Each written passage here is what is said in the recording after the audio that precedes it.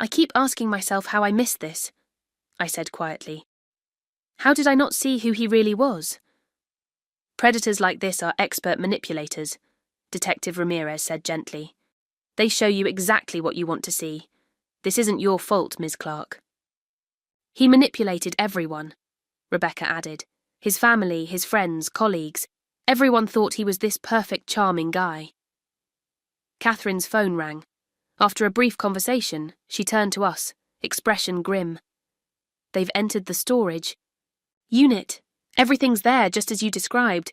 The surveillance photos, the files, the insurance policy. She paused. And the gun. They've confirmed it's unregistered, with the serial number filed off. The silencer too. Classic murder weapon. A wave of nausea hit me.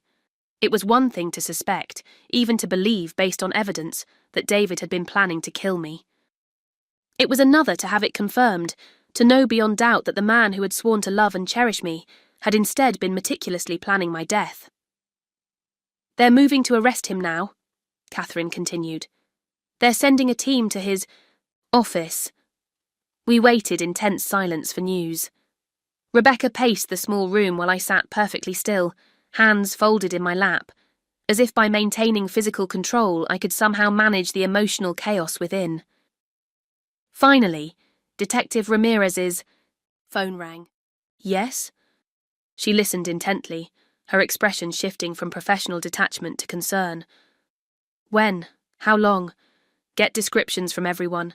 Check security cameras. I want roadblocks, airport alerts, everything. She ended the call and turned. To us. Mr. Patterson isn't at his office. According to his assistant, he received a call about 20 minutes ago and left immediately, saying he had a family emergency. We're searching for him now. The implication hit me like a physical blow. David was gone. Somehow he'd been tipped off, or perhaps he'd simply sensed something was wrong.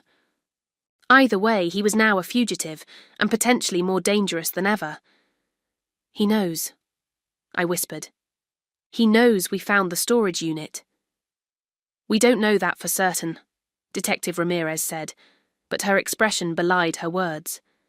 But we're operating under the assumption that he's aware we're onto him. How could he know? Rebecca asked, panic edging her voice. Did someone tip him off? There are a number of possibilities, Ramirez replied carefully. Someone might have seen us at the storage facility, or he could have surveillance equipment there that we haven't yet found, or he was already suspicious, I interjected, a horrible realization dawning. The gun. When we were hiding, he sensed something was wrong. He heard us. Rebecca's face paled. But he left. We saw him drive away. He might have come back, I said, thinking it through. After we left, checked the unit, realized someone had been there. Detective Ramirez was already on her phone, issuing rapid instructions to check the facility's security footage from after we left. When she hung up, she turned to us with renewed urgency. Until we locate Mr. Patterson, you're both in serious danger.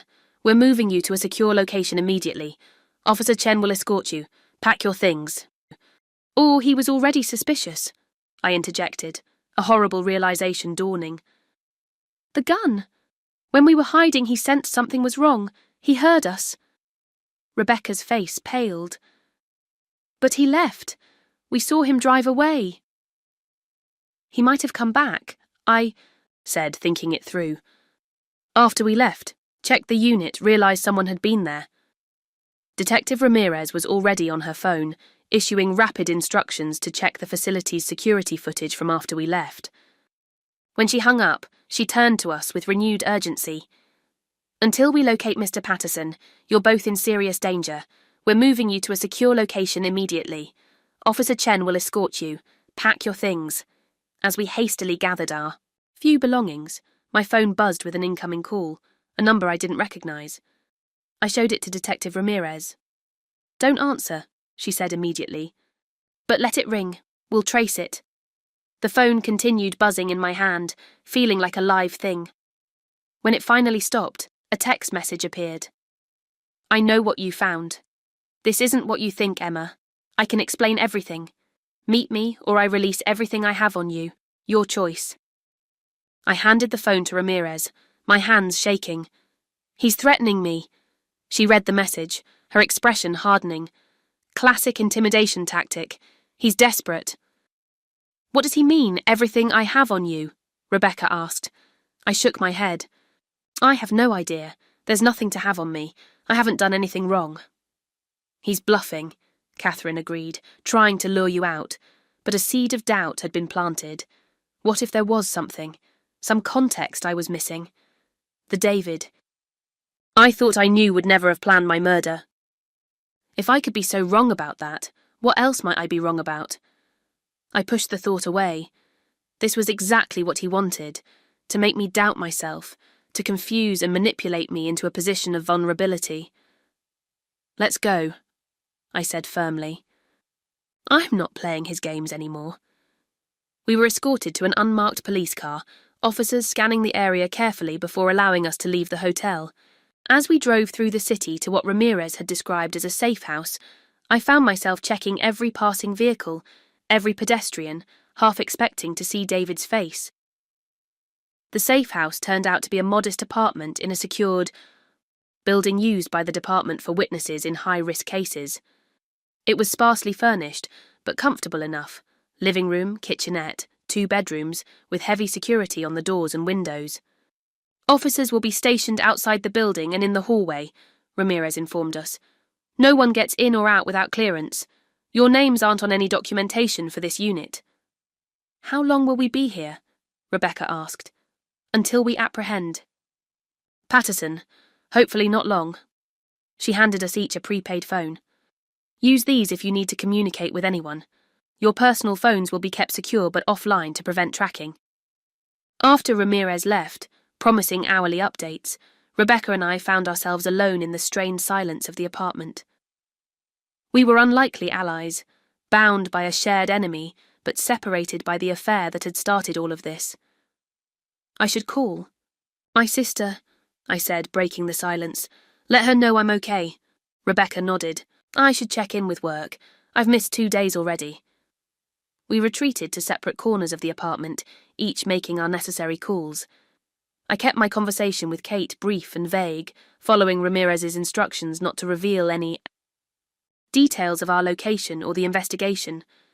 Kate was frantic with worry.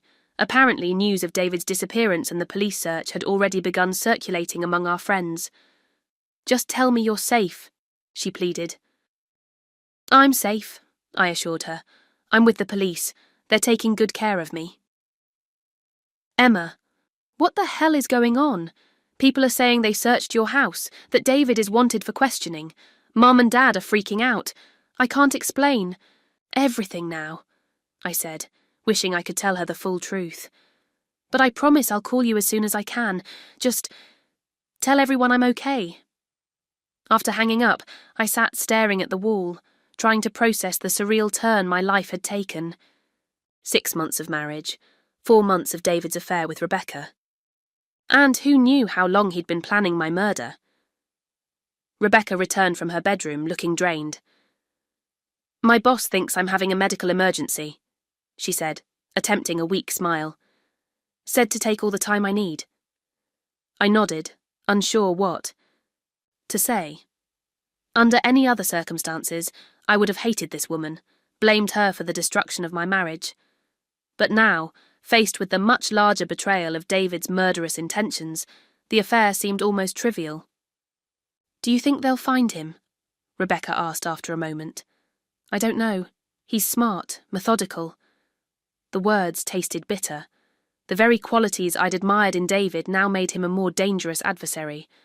He might try to leave the country, she suggested. He has a friend with a vacation home in Costa Rica.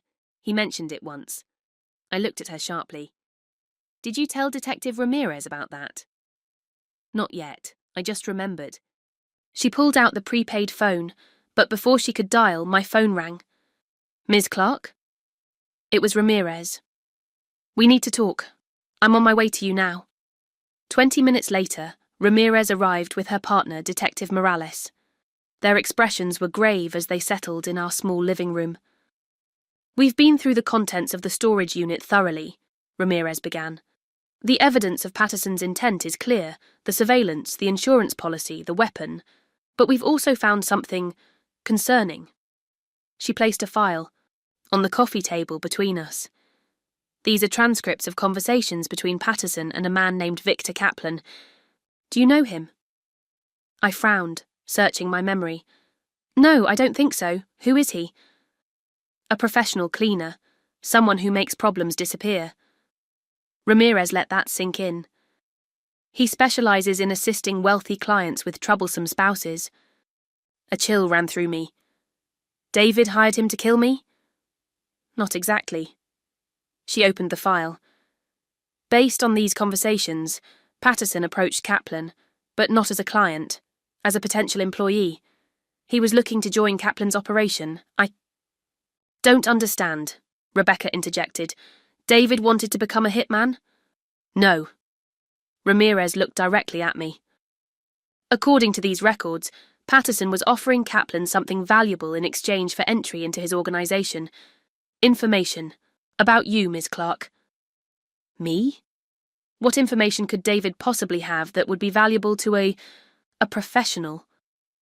Killer? Ramirez hesitated, clearly uncomfortable. Ms. Clark, what exactly do you do at Simmons & Way? The question caught me off guard. I'm a corporate attorney, mergers and acquisitions primarily. And before that, when you worked at the prosecutor's office? Now I was truly confused. I handled financial crimes, corporate fraud, money laundering. How is this relevant? Ramirez and Morales exchanged looks. 7 years ago, you were part of a task force that investigated Victor Kaplan, though he was operating under a different name then. The case was ultimately dropped due to insufficient evidence. The memory clicked into place. Michael Varga, money laundering for the Sonsevo syndicate. But what does that have to do with David? Patterson approached Kaplan with an offer. Your case files, your notes, everything you had on the investigation. Information that could help Kaplan identify weaknesses in his operation, potential informants. She paused. And in exchange, Patterson wanted in on Kaplan's business. I felt like I'd been plunged into ice water. That's impossible. Those files are confidential. David couldn't have accessed them. Did you ever bring work home? Store case notes on personal devices? I started to deny it, then stopped. During that investigation, I'd been working 16-hour days. I had brought files home, had made notes on my personal laptop. It had been years ago, before I'd even met David, but... Oh my God, I whispered. When David moved in with me, he found my old laptop in storage, said he wanted to see if it could be refurbished for his mother. I closed my eyes, remembering. I gave him the password, told him to wipe it completely. He didn't wipe it, Ramirez said gently. He mined it for information. And when he realized what he had, evidence connected to a high-level organized crime figure, he saw an opportunity. The pieces were falling into place with horrifying clarity. David hadn't just been planning to kill me for the insurance money. He'd been planning to use information from my past cases to ingratiate himself with a criminal organization. My death would have been a bonus. Insurance money plus removing the person who could identify the source of the leaked information. There's more, Morales said, speaking for the first time. We found drafts of letters in Patterson's files, designed to look like they were written by you. Confessions, essentially, claiming you'd fabricated evidence in the Varga case, that you'd withheld exculpatory information. That's absurd, I said, anger flaring through the shock. The case was dropped, specifically because we couldn't gather enough admissible evidence. We know that, Ramirez assured me, but Patterson was creating a narrative, that you were desperate, willing to falsify evidence to secure a conviction, and that when the case fell apart, you buried your misconduct. And after I was dead, these confessions would surface, I concluded, the full picture emerging, making it look like I either killed myself out of guilt or was eliminated by someone connected to the case. Ramirez nodded grimly. A perfect cover. The investigation would focus on your past cases, not on Patterson. Rebecca, who had been listening in stunned silence, finally spoke. Did David ever mention any of this to you? The Varga case? Or your work at the prosecutor's office? I thought back carefully. He knew I'd worked there before joining Simmons & Way. I told him I left because I wanted better hours, more predictable work, but I never discussed specific cases with him. A bitter laugh escaped me. Client confidentiality. I was always very professional about that. Based on the communications we've found, Patterson has been in contact with Kaplan for approximately 8 months. Ramirez continued. The planning predates your marriage. Another blow. David had married me, knowing he would eventually kill me. The entire relationship had been a long con. So what happens now? I asked, struggling to maintain composure. David's out there somewhere, and he has information that could potentially compromise a years-old investigation. We're working multiple angles, Ramirez explained. APBs, border alerts, financial tracking, and we've contacted the FBI, given the organised crime connection. Agent Landry from their cyber division is reviewing the digital evidence now. Cyber division? Rebecca questioned. Patterson didn't just steal Ms. Clark's files. He appears to have hacked her current firm's server. As well, accessing confidential client information. Ramirez looked at me apologetically. Your firm has been notified. They're conducting a security audit. The professional implications hit me then. Even if I survived this nightmare, my career might not. Confidentiality breaches were taken extremely seriously in corporate law. Clients could sue, the Bar Association could censure me, all for trusting the wrong person. This isn't your fault, Catherine said firmly, reading my expression. Patterson's actions are criminal. No one is blaming you. A knock at the door interrupted. Huss! Ramirez opened it to a uniformed officer who spoke to her in low tones. Her expression shifted from concern to alarm. What is it? I asked when she returned. We've traced Patterson's recent movements. After leaving his office, he went to a storage locker near the airport, different from the one you found. By the time our officers arrived, it had been emptied. What was in it? Rebecca asked. We don't know for certain, but based on purchase records we've uncovered, potentially cash, alternate identification, and possibly weapons. Ramirez didn't sugarcoat it. He's prepared for this contingency. The implication was clear. David wasn't just running, he was equipped to disappear or to fight. Ms. Clark, Ramirez continued, given this development, we're recommending you enter formal witness protection until Patterson is apprehended. Witness protection? The words seemed unreal. You mean new identity, relocation, the whole thing? Temporarily, yes. We have reason to believe Patterson won't simply flee. His communications with Kaplan indicate he's obsessed with completing this plan, both to gain entry to Kaplan's organisation and to eliminate you as a witness. And what about me? Rebecca asked quietly. Ramirez turned to her. Ms. Winters, your situation is different. You're a witness, but not the primary target. However, if Patterson believes you assisted Ms. Clark in discovering his plans, you could be at risk. We can offer protection, but not at the same level. Rebecca nodded slowly, absorbing this. I understand. I'll need some time to think about this, I said, my head spinning with the implications of entering witness protection. My career, my family, my entire life, all would be disrupted, possibly permanently. Of course, Ramirez said. But I would urge you not to take. I found the diamond earring 6 months after our wedding. It was nestled in our sheets as I changed the bedding, a small stud I initially thought was mine. But when I went to put it with my jewellery, realisation struck. I don't wear diamond studs. Never have.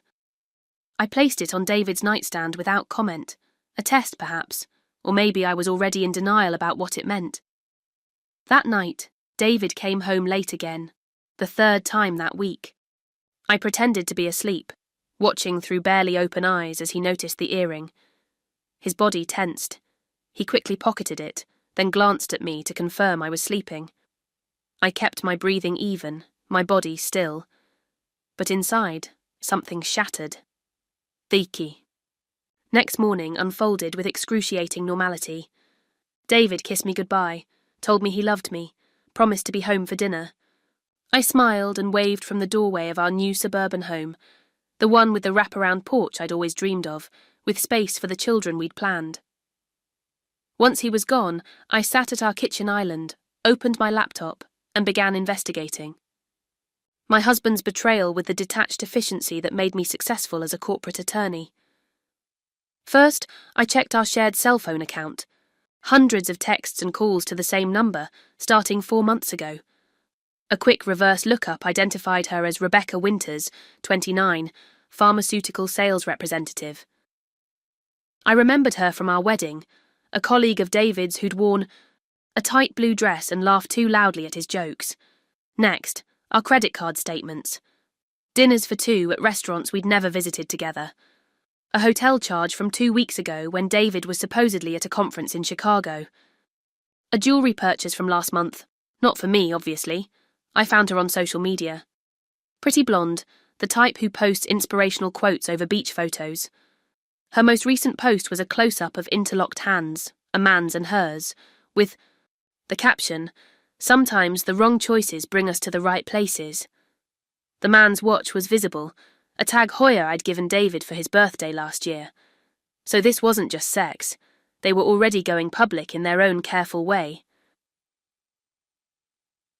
Bye. Evening, when David texted that he would be working late again, I had a complete picture. Their affair had started 4 months ago. They'd been meeting at hotels initially, then progressing to her apartment based on her location tags and David's late nights. I calculated they were seeing each other 3 or 4 times a week. I ordered delivery from our favourite Italian restaurant, opened a bottle of our best wine and waited. At 10:46 p.m, I heard his key in the lock. "Emma?" He sounded surprised to see me still up, sitting at our candlelit dining table. "I thought you'd be asleep." "I wanted to wait for you." I poured him a glass of wine. "Sit. Eat something." He sat cautiously, eyes scanning my face. "You look nice." I'd changed into the black dress he liked, applied makeup, styled my hair. "Thank you. How was work?" "Busy. End of quarter reports." He took a large sip of wine. "You didn't have to wait up." I wanted to. I smiled, watching him eat, the pasta I'd carefully plated. "David, how long have we been together?" His fork paused midway to his mouth. 8 years, married for 6 months. 8 years, 2 months and 16 days since our first date, I corrected. "Do you remember what you said to me that night?" He shifted uncomfortably. I'm sure I said, "I thought you were beautiful." "You said I was the most honest person you'd ever met, that you loved how direct I was, how I didn't play games." I took a sip of wine. I've always appreciated that about us, the honesty. His expression faltered. He set down his fork. "I found her earring," I said calmly. "The diamond stud, in our bed. I did some checking. Rebecca seems nice, a bit basic. With her Instagram captions, but pretty." All colour drained from his face. "I can explain." 4 months, I continued, my voice steady despite the storm inside me. "That's how long you've been sleeping with her. 3 months and 22 days, after you vowed to forsake all others. Quite efficient, really." "It's not what you think." "No, you're not having an affair with Rebecca Winters, staying at her apartment on 8th Street 4 nights a week. You didn't take her to Maison Bleu last Saturday, or buy her those sapphire earrings from Tiffany's last month. You weren't with her in Chicago." His shock at my thoroughness quickly morphed into anger. "You investigated me? Checked my personal messages? What happened to trust?" The audacity nearly made me laugh. "Trust died when you started sleeping with someone else, David. Don't try to make this about my behaviour." He pushed away from the table, running his hands through his hair, a gesture I once found endearing. "I didn't mean for this to happen. Few people plan to become cheaters, yet here we are." I refilled my wineglass.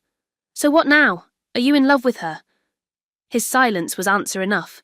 "I want a divorce," I said, surprising myself with how easily the words came. Emma, please. We can work through this. Couples therapy. No. The certainty in my voice stopped him cold. I won't be someone's consolation prize. I won't fight for a man who couldn't keep his vows for even 4 months. You're angry. You have every right to be. But don't make permanent decisions based on temporary emotions. This isn't emotional, David. It's practical. You've demonstrated that our marriage vows mean nothing to you. The foundation is broken. I'm simply acknowledging reality. He stared at me, this stranger I'd married. Just like that? 8 years over in one conversation? You ended it when you started sleeping with her. I'm just making it official. I stood, smoothing my dress. I've already contacted a lawyer. You'll be hearing from them tomorrow. I suggest you find somewhere else to stay tonight. This is my house too. Actually, it's my house. It's in my name because your credit was still recovering from your MBA. Loans, remember? We were going to add you to the deed for our 1-year anniversary. I smiled tightly. Consider it a bullet dodged. He looked stricken, as though just realizing the practical implications of his actions. Where am I supposed to go? I hear Rebecca has a nice apartment. I picked up our plates. You have 1 hour to pack essentials. I'll have the rest of your things sent to wherever you end up. Emma, please. This isn't you. You don't just end things without trying. You don't know who I am anymore, David. Neither do I, to be honest. But I'm looking forward to finding out. I checked my watch. 58 minutes now.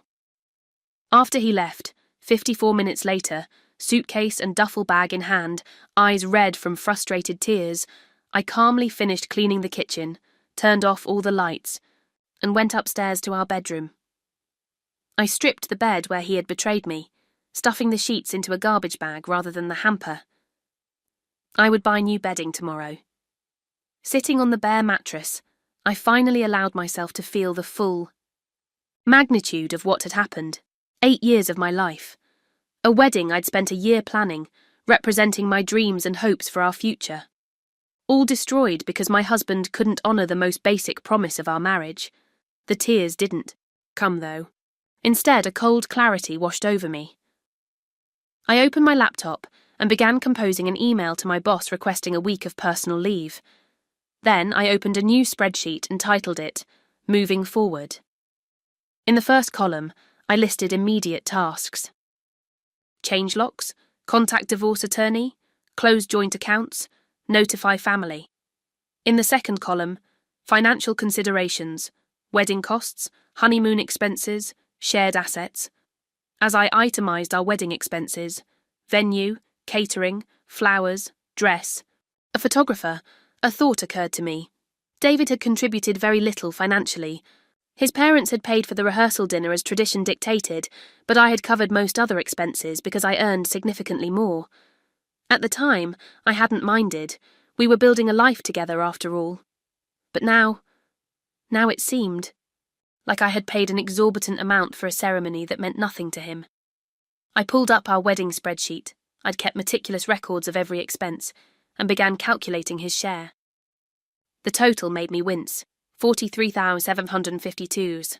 Half of that would be $21,176. For a moment, I hesitated. Demanding payment would be petty, vindictive even. Then I remembered the diamond earring in our bed. The watch I'd given him photographed holding another, woman's hand. The hundreds of lies he'd told me while building a relationship with someone else. I opened a new email, attached the detailed spreadsheet of wedding costs, and addressed it to David. Subject: Your outstanding balance. David upon review. Of our wedding expenses, I realise you never paid your fair share. As our marriage is now ending, I believe it's only right that you reimburse me for half the total cost, $21,876, payment details below. Please settle this by the end of the month. Regards, Emma. I hesitated for just a moment before pressing send. Then I closed my laptop, lay down on the bare mattress, and finally allowed myself to cry. Not for the man who had betrayed me, but for the woman who had loved him so completely. The woman I would never be again. David's response came at 3:17 a.m., waking me from fitful sleep on the guest room bed. Emma, You can't be serious. We were building a life together. The wedding was our shared expense as a couple. I'm not paying you $21,000 for a marriage you decided to end. We need to talk face to face. This isn't you. I deleted his email without responding.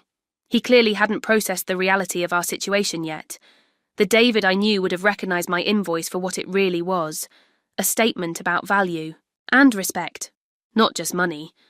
But perhaps I'd never truly known him at all. The next morning, my lawyer, Catherine Chen, called.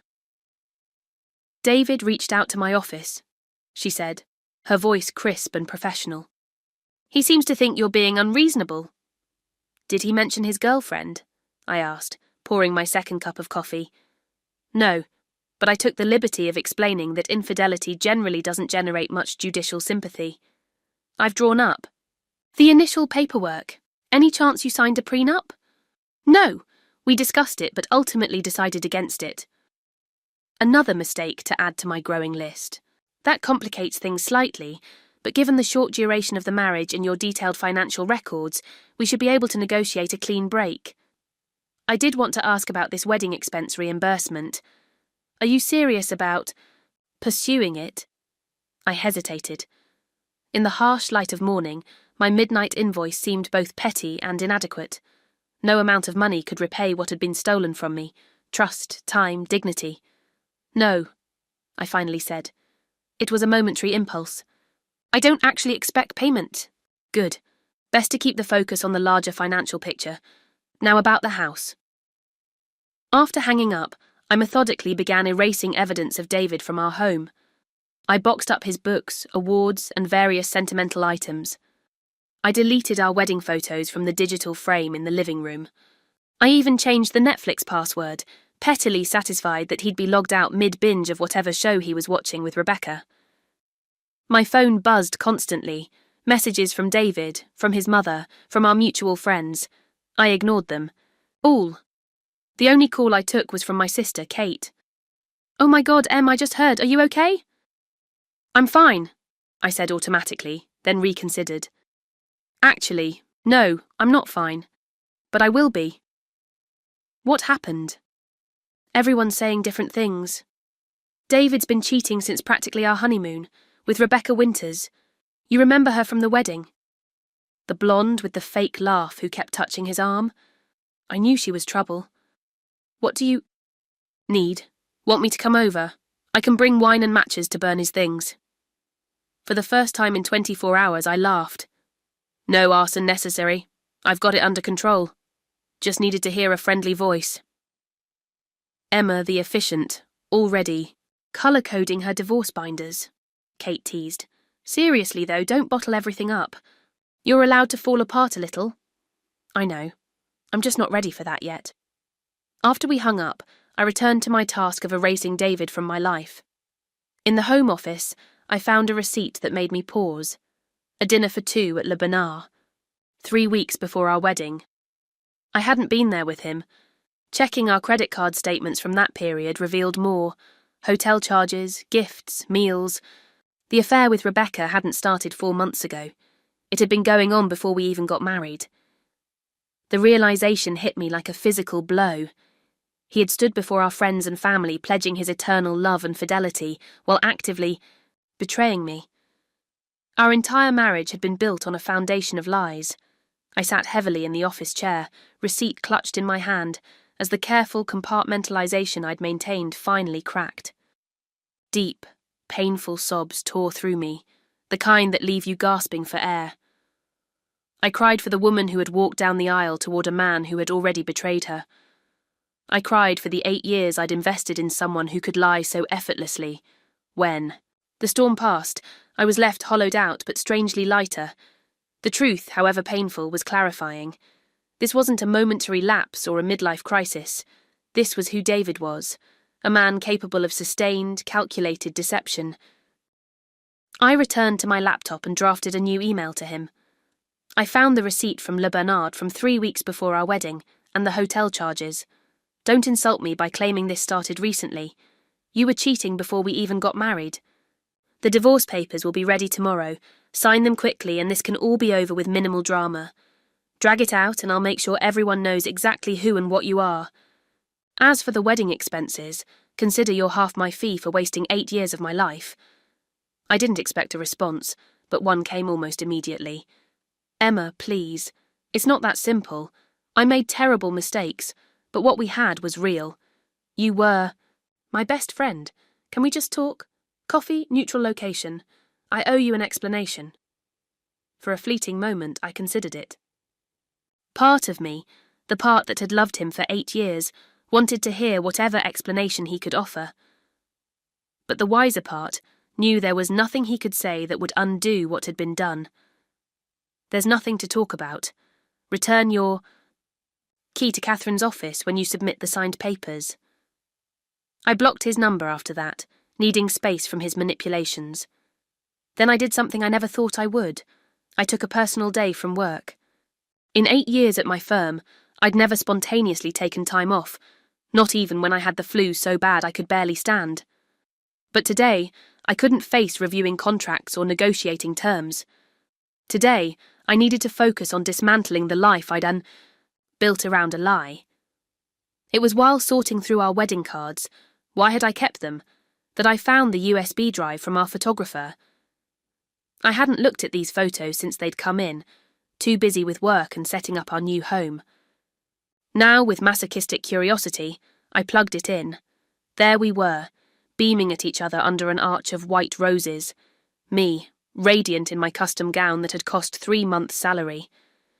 David, handsome in his tuxedo, looking at me with what I'd thought was adoration. Our first dance, cutting the cake, laughing with friends. And there, in the background of a reception shot, was Rebecca, watching David with undisguised longing as he danced with me. I zoomed in, studying her expression. This wasn't the look of a woman with a casual crush. This was deeper, more certain, the look of someone who knew she had a claim on the man in question. They had been involved even then, right under my nose, in front of all our guests. I scrolled through more photos, now searching for Rebecca rather than admiring our posed shots.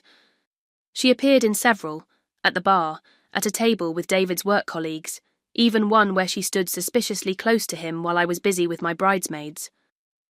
Knock at the door interrupted my investigation. Through the peephole, I saw David's mother Patricia, her expression a mixture of concern and disapproval. "Emma, please open up. We need to talk." For a moment I considered pretending I wasn't home. Patricia and I had always maintained a cordial relationship, but there had been friction, subtle comments about my career focus, my decision to keep my last name, her hints about wanting grandchildren immediately. Now she was undoubtedly here to defend her son, but avoiding her would only postpone the inevitable. I opened the door. "Patricia, this is unexpected." Without waiting for an answer, she swept past me into the foyer, her designer handbag clutched like a shield. "I've just come from seeing David. He's absolutely devastated." "Is he?" I closed the door, maintaining a careful distance. "How's Rebecca?" Patricia flinched slightly, so she knew about the affair. "Emma, marriages go through difficult periods. David made a mistake, a terrible one, but throwing away 8 years over one indiscretion seems extreme." It wasn't one indiscretion. It was an ongoing affair that started before our wedding. He's been living a double life since we exchanged vows.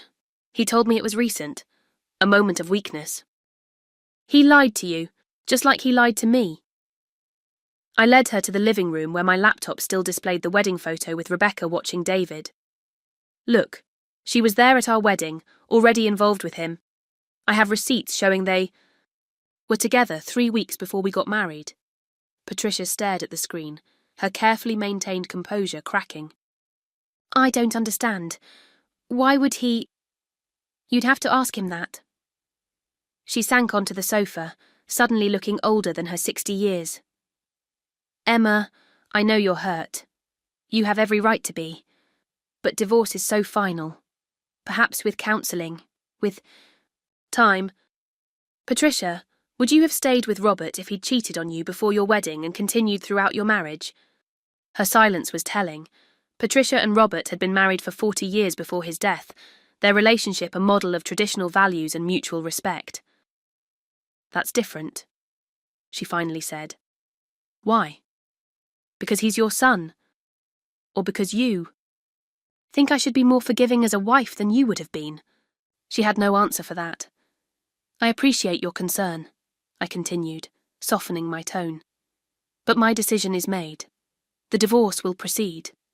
What happens between you and me afterward is up to you. I've always respected you, and despite everything, I hope we can maintain some kind of relationship." Patricia stood, gathering her dignity around her like a cloak. "You've always been so rational, Emma, so controlled. I wonder if David sought elsewhere what he couldn't find at home." The barb struck its intended target, but I refused to show it. If emotional drama was what he wanted, he should have married someone else. He chose me knowing exactly who I was. Then he betrayed that choice, and me along with it. At the door, Patricia paused.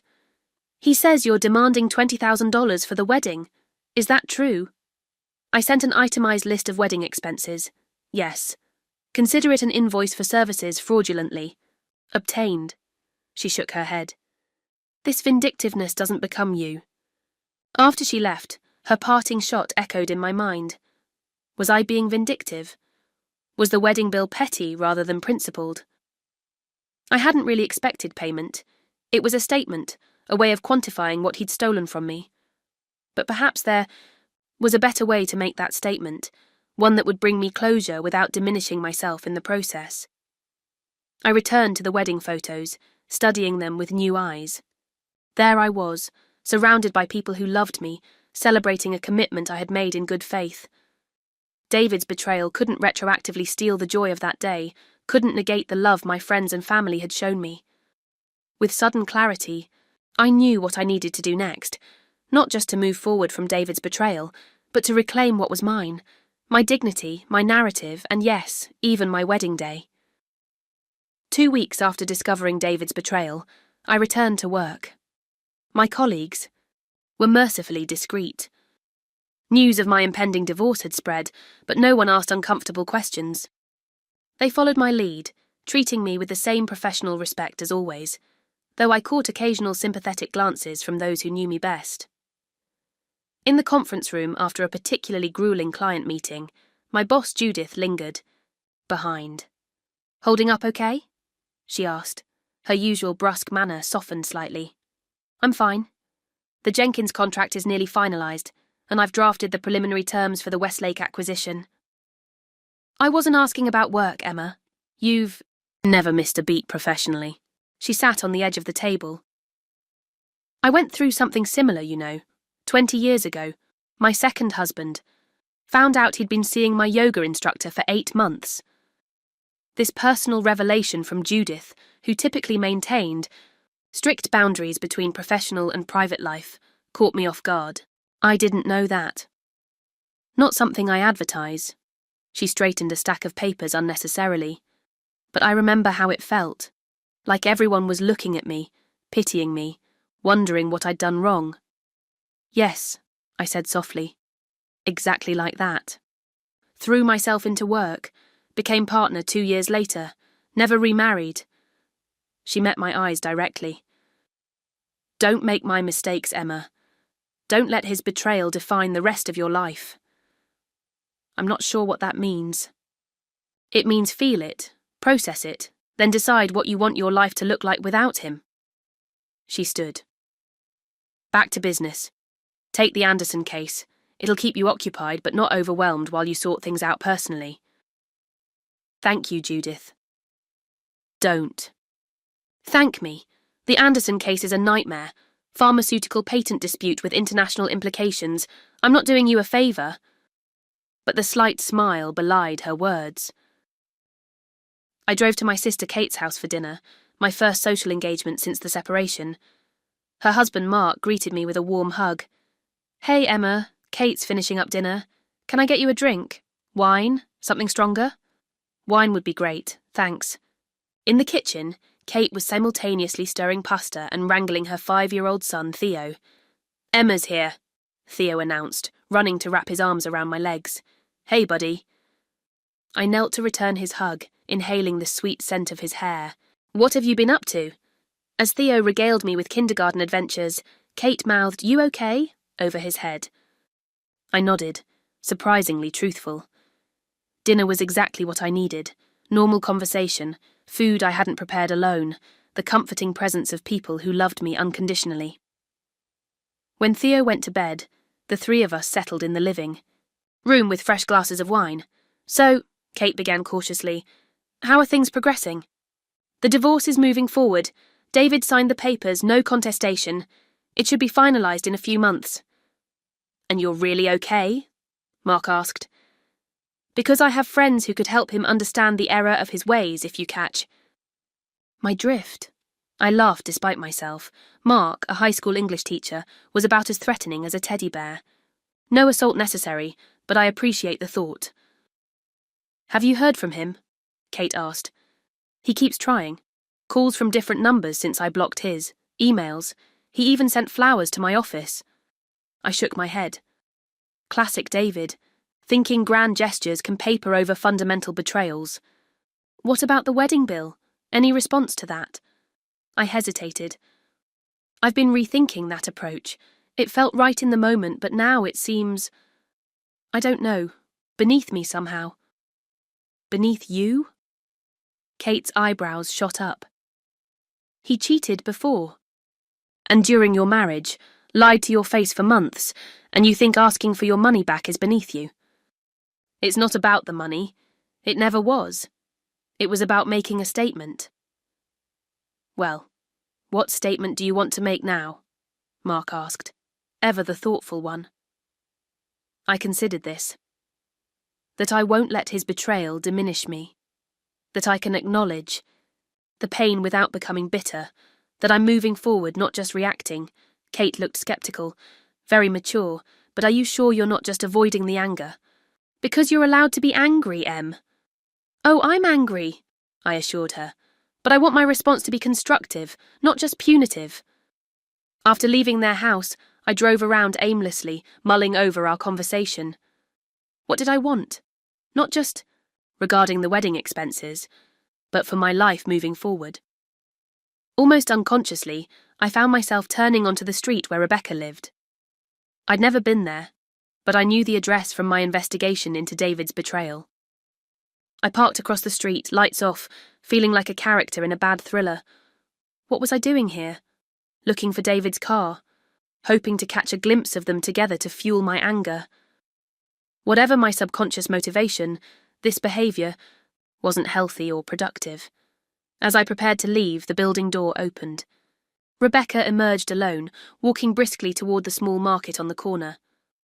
Without thinking, I got out of my car and followed her inside the bright store. She headed for the wine section. I watched from behind a display of crackers, suddenly, uncertain of my next move. What had I hoped to accomplish? Before I could retreat, Rebecca turned and saw me. Recognition flickered across her face, followed by shock, then a curious resignation. She straightened her shoulders and approached me directly. "Emma," she said simply, "I wondered if you might show up eventually." Her directness caught me off guard. I'd imagined this confrontation countless times over the past 2 weeks, rehearsing, scathing remarks about her moral bankruptcy. But face to face, those prepared lines felt hollow. "Why?" was all I managed. She glanced around the empty market, then sighed. "Not here. There's a coffee shop next door if you actually want to talk." 20 minutes later, we sat across from each other, steam rising from untouched mugs. Rebecca looked different than I remembered, less polished, more human. Dark circles shadowed her eyes, and her blonde hair was pulled back in a simple ponytail. "I'm sorry," she began, meeting my gaze directly. "That's inadequate, I know, but I am sorry for the pain this has caused." "Were you sorry when it started?" "Before our wedding?" she winced. "He told you?" "No." I figured it out from the receipts, and the wedding photos, where you're watching him like he's already yours. Rebecca wrapped her hands around her mug. "I thought he was going to call it off. He said he would. Right up until 2 days before the ceremony, he was telling me your relationship was over, that he just needed to find the right time." "You can't." possibly have believed that.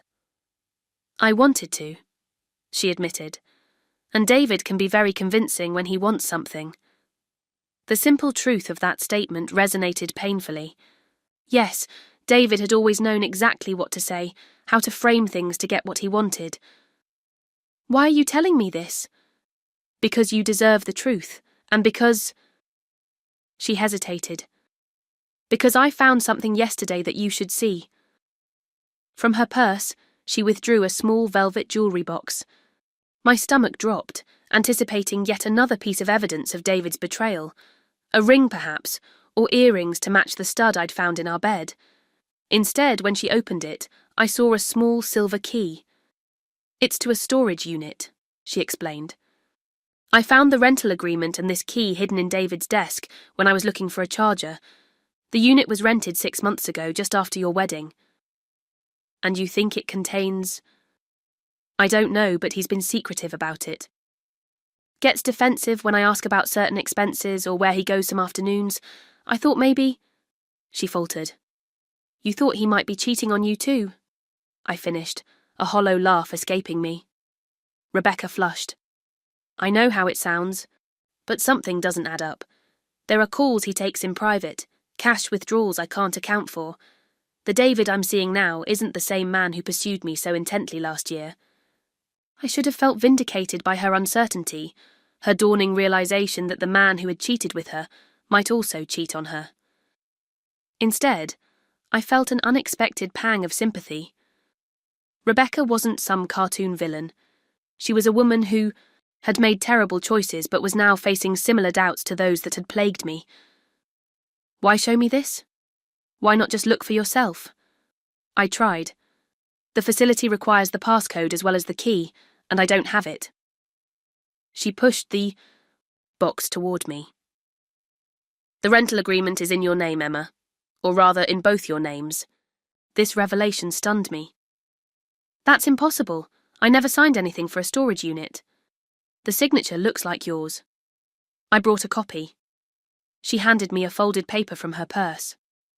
The signature did look like mine, close enough that at first glance I might have thought I'd signed it. But there were subtle differences, a slight hesitation in the curve of the E that wasn't characteristic of my handwriting. He forged this, I said, anger flaring anew. But why rent a storage unit, in both our names, and why keep it secret from both of us? Rebecca shook her head. That's what I can't figure out, but I thought you should know. I studied her across the table, this woman who had been complicit in destroying my marriage. Her motives for sharing. This information might not be pure. Perhaps she simply wanted to drive a deeper wedge between David and me. But the evidence itself was compelling. The passcode, I said suddenly. Try 061822. What's that? Our wedding date. June 18th, 2022. It's what he uses for everything that needs a numeric code. Rebecca's eyes widened slightly. You're going to check it out, aren't you? Curious what? Your boyfriend is hiding from both of us. She flinched at boyfriend but nodded slowly. When? Now. Tonight. The decisiveness in my voice surprised even me. The sooner I know exactly who I was married to, the sooner I can truly move on. An hour later, we stood before a nondescript storage facility on the outskirts of town. The night attendant barely glanced at us as we entered the passcode at the gate and made our way to Unit 237. With each step, my heart beat faster, though, whether from anxiety or anticipation I couldn't tell. Are you sure about this? Rebecca asked, her earlier confidence wavering. In answer, I took the key from her and inserted it into the lock. It turned smoothly. I lifted the roll-up door, revealing a space about the size of a small bedroom, illuminated by the facility's fluorescent lights. What we saw inside made us both gasp. The unit contained filing cabinets, a small desk, and walls covered in photographs of me. Me entering my office building, me having lunch with colleagues, me shopping at the grocery store, hundreds of surveillance-style photos documenting my movements over what appeared to be months. What the hell? Rebecca whispered. I moved deeper, into the unit, opening one of the filing cabinets. Inside were folders meticulously labelled with dates, containing more photos, printed emails, and what appeared to be transcripts of phone conversations. My phone conversations. "He's been spying on me," I said, the realisation like ice in my veins. "For months, maybe longer." Rebecca had gone pale. "Emma, look at this." She'd opened the desk drawer and found a laptop. When she opened it, the screen prompted for a password. "Try. Your wedding date again," I suggested. She entered the numbers, but the screen flashed red. "Not working," I thought for a moment. "Try Emma Control, capital E, capital C, no space." "How do you—" "It's what he calls his work project spreadsheets. Project name followed by control." Rebecca typed it in, and the laptop unlocked, revealing a desktop with neatly organised folders. She clicked on one labelled Financial, and a series of spreadsheets opened, detailed records of my bank accounts, credit card transactions, investment portfolios. Information I had never shared with David. "He's been tracking every penny you spend," Rebecca said, horror evident in her voice. "And look at this folder. Communications. It's got transcripts of your emails, text messages." I felt physically ill. He'd been monitoring everything, reading my private correspondence, tracking my movements, building this surveillance operation. But why? What could he possibly gain from this? I opened another drawer and found a thick manila envelope. Inside was a life insurance policy taken out on me 6 months ago, with David as the sole beneficiary. The coverage amount, $5 million. A sudden clarity washed over me, terrible in its implications. The storage unit rented in both our names but with a forged signature. The obsessive documentation of my life. The secret insurance policy. "He was setting something up," I said, my voice sounding distant even to myself. "Something that would require proof of his knowledge of my routines, my finances, my communications." Rebecca had gone completely white. "Emma, I think he was planning to kill you."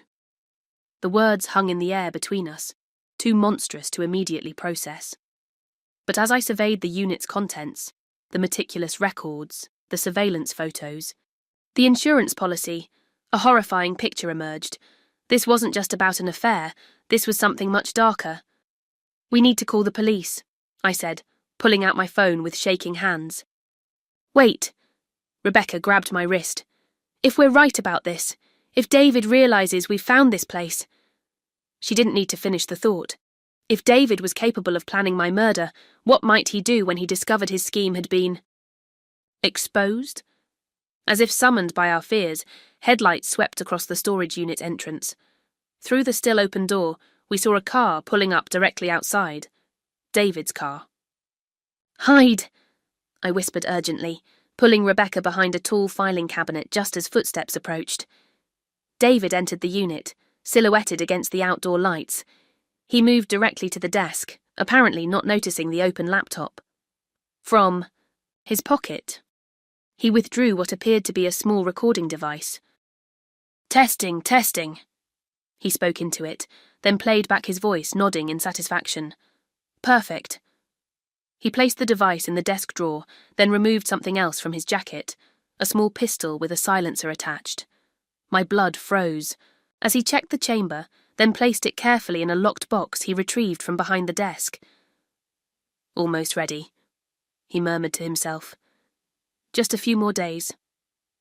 My foot slipped slightly, causing a barely audible scuff against the concrete floor. David's head jerked up, eyes scanning the unit. "Hello?" he called, hand moving toward the drawer where he'd just placed the gun. "Is someone there?" Rebecca's frightened breathing seemed deafening to me, though I knew he couldn't hear it from across the room. I squeezed her arm in warning as David began, walking slowly toward our hiding place. "I know someone's here," he said, voice hardening. "Come out now and we can talk about this." My mind raced. If he found us, what would he do? The evidence of his plans was all around us. He couldn't let us leave knowing what we now knew. Just as he was about to reach our hiding spot, his phone rang. He hesitated, then answered. "Yes?" A pause. "No, I'm not at home. I'm taking care of something." Another pause. Fine, I'll be there in 20 minutes. He ended the call, glanced around the unit once more, then reluctantly left, locking the door behind him. We remained frozen in place, until the sound of his car engine had faded completely. "Oh my God," Rebecca whispered, collapsing against me. "He has a gun. He was really going to—" "We need to go now," I interrupted, grabbing the laptop and as many folders as I could carry. "Take photos of everything else with your phone. Quickly." For the next 5 minutes, we documented every inch of the storage. Unit, the wall of surveillance photos, the contents of each file, the life insurance policy. When we finished, I returned everything to its exact position, not wanting David to know we'd discovered his plans. "What about the gun?" Rebecca asked. "Don't touch it. The police will need to find it exactly where he left it." We slipped out of the unit, carefully relocking it, and hurried to my car. My hands were shaking so badly I could barely insert the key into the ignition. "We need to go to the police," Rebecca said as we pulled away from the facility. "Right now. And tell them—" "What? That my soon-to-be ex-husband might be planning to kill me. Based on what? A storage unit full of photos and an insurance policy. They'll say it's just a bitter divorce situation. He had a gun, with a silencer, which he could claim is for personal protection. Nothing we found is definitive proof of. Intent to murder." I gripped the steering wheel tighter. "We need more." "More? What more do you need? He's been stalking you, monitoring your communications, and he has a gun that's clearly meant for killing someone quietly." I took a deep breath, forcing my racing thoughts to slow.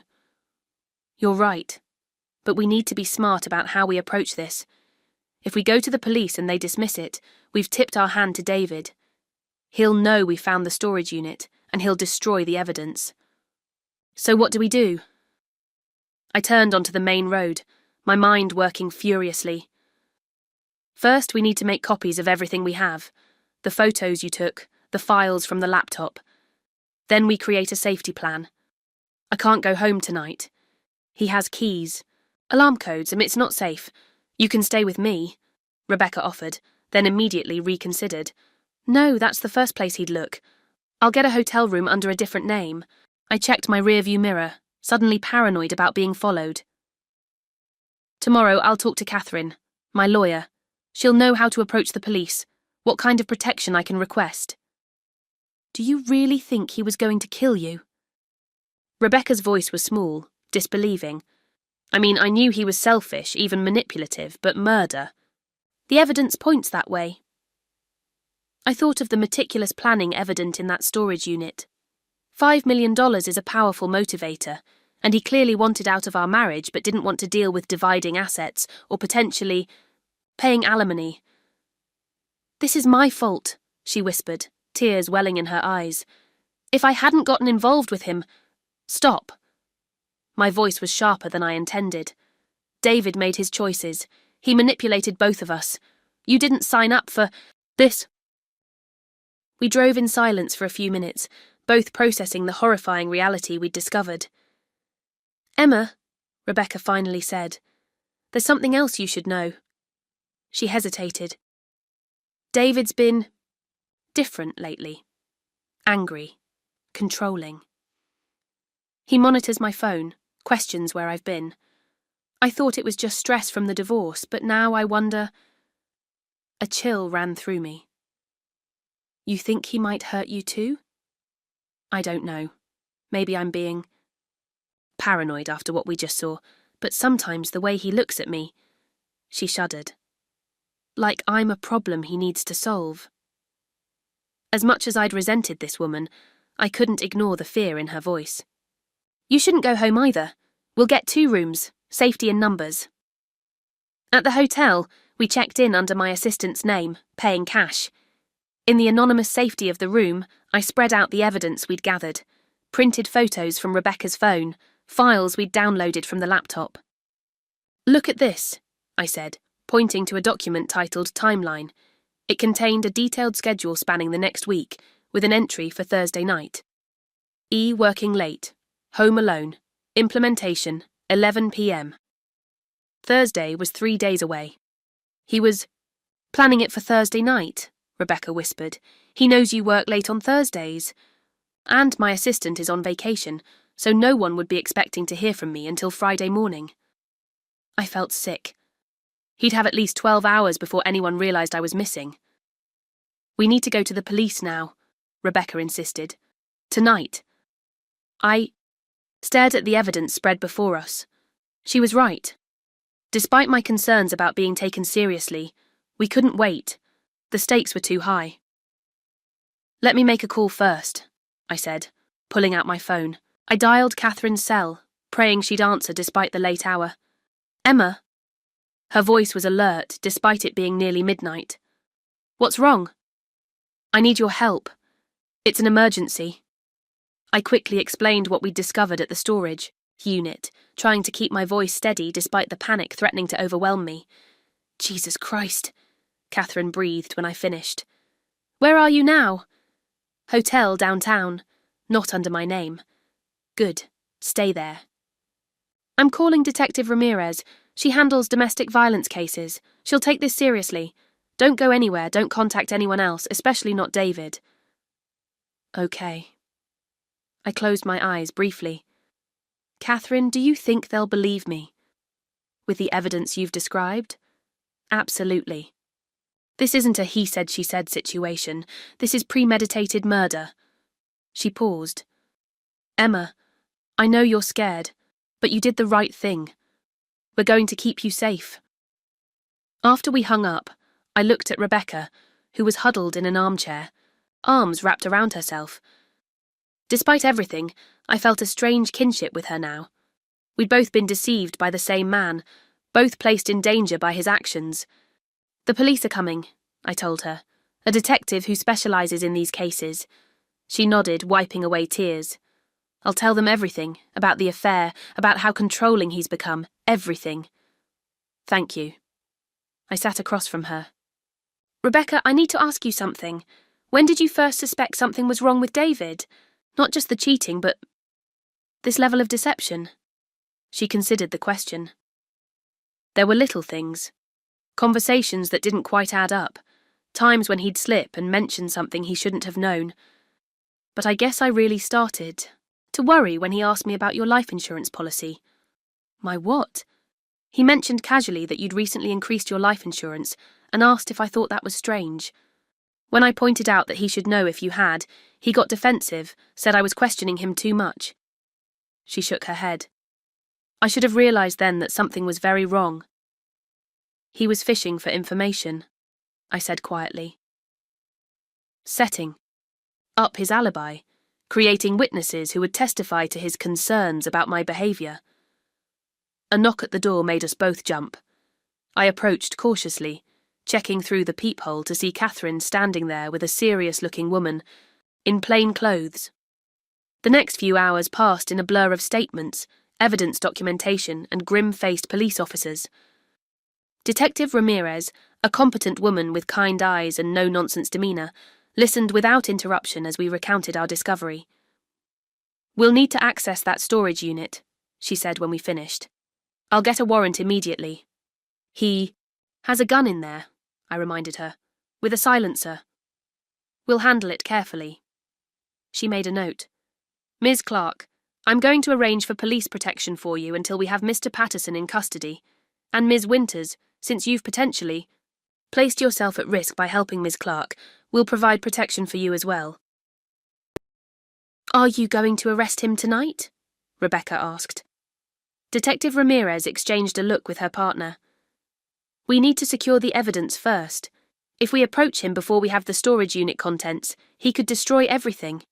First thing, tomorrow, we'll execute the search warrant. Once we have the physical evidence in hand, we'll bring him in. So we just wait. I couldn't keep the edge from my voice. You'll both be under police protection, she assured me. Officers in plainclothes stationed nearby. He won't get anywhere near you. After they left, with a promise to keep us updated, and uniformed officers posted outside our rooms, Catherine stayed behind. You should try to get some sleep, she said, though she knew it was an impossible suggestion. I keep thinking about what would have happened if Rebecca hadn't found that key, I admitted. if we hadn't checked the storage unit tonight. But you did. Catherine squeezed my shoulder. Emma, I've known you for 3 years. You're the most composed, rational person I've ever met. But it's okay not to be okay right now. The permission broke something in me. For the first time since discovering David's betrayal, I truly fell apart. Not the controlled tears from before, but racking sobs that seemed to come from my very core. Catherine held me through it, steady and solid. When the storm passed, I felt hollowed out but clearer somehow. What happens now? I asked, wiping my face. Legally, once they arrest him, he'll be charged with conspiracy to commit murder, illegal possession of a firearm, stalking, identity theft, and probably a dozen other things. With the evidence you found, it's unlikely he'll get bail. She paused. Your divorce will proceed, but obviously with very different circumstances now. And if they don't find enough evidence to charge him? Catherine's expression hardened. They will, and even if the criminal case somehow falls apart, we'll destroy him in civil court. Restraining order, financial penalties for the emotional distress. Everything we can throw at him. After she left, promising to return in the morning, I lay on the hotel bed staring at the ceiling. Across the room, Rebecca had finally fallen asleep on the small sofa, exhaustion overcoming her fear. I couldn't sleep. Every time I closed my eyes, I saw the wall of surveillance photos, the careful documentation of my life, the gun with its silencer. The man I had loved, had married, had planned a future with, had been methodically planning my death. My phone buzzed with a text message. Despite the late hour, I wasn't surprised to see David's name on the screen. He'd been texting. From different numbers since I blocked his primary one. Emma, we need to talk. I know you're angry about Rebecca, but there's so much you don't understand. Please, just meet me tomorrow. Coffee, public place. I'm worried about you. The audacity was breathtaking. Worried about me. He was planning to kill me in 3 days. I showed the message to the officer stationed outside my door, who immediately forwarded it to Detective Ramirez. Don't respond, he advised. We don't want to tip him off that anything's changed. I nodded, though every instinct screamed to confront David, to demand how he could do this, how he could so completely betray not just our marriage, but basic human decency. Sleep eventually came in fits and starts. I dreamed of wedding photos, where everyone's faces were blurred except David's, which kept morphing into something monstrous. I dreamed of running through endless storage facility corridors, always aware that something terrible was just behind me. When morning finally came, I felt like I'd been hit by a truck, physically and emotionally drained. Rebecca looked no better, her eyes red-rimmed and swollen. Detective Ramirez arrived at 8 a.m. with Catherine. We're executing the search warrant in 1 hour, she informed us. We have officers watching Mr. Patterson. He left for work 30 minutes ago, so the storage facility should be clear. What happens after you search the unit? I asked. Assuming we find what you described, and I have no reason to doubt we'll arrest him immediately. Given the nature of the evidence and the imminent threat, we won't be giving him any opportunity to evade custody. And then what? He'll be processed, charged and arraigned. Given the severity of the charges, I expect he'll be held without bail pending trial. It all sounded so clinical, so procedural. How had my life come to this? 6 months ago, I was a newlywed, building what I thought was a happy life with the man I loved. Now I was sitting in a hotel room with his mistress, waiting to hear if the police had gathered enough evidence to arrest him for planning my murder.